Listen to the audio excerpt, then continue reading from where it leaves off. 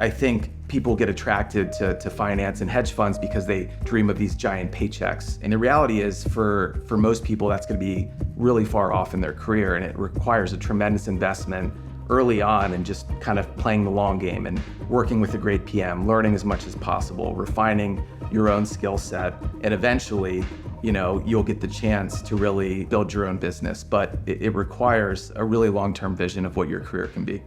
So the number one thing that I think is important for a young person is to be in a situation where they're learning a lot. So what I say to a young person getting started, make sure that you're progressing in terms of getting paid more money and getting promotions and earning more. But that's very secondary. And the main thing is, are you learning a lot? And it's kind of an apprenticeship type of work. And so typically where you learn the most is from more senior traders. When I was starting my career, people saw going to hedge funds at an early part in your career as a very risky endeavor. One thing we're trying to do is change that narrative a bit. And we want people to feel like they can come in right out of college and build a tremendous career at BAM.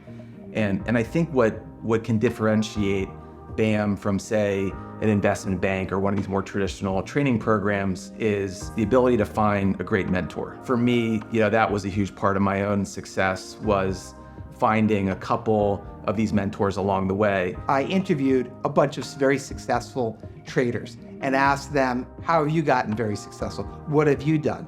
And the kind of common message was that once they really mastered something, instead of just keeping with that and trading that forever, they took a new challenge on in life. I found that to be so inspiring. Taking on those new markets and thinking about them and using some of the things that you learned from your other markets, makes for a very exciting day.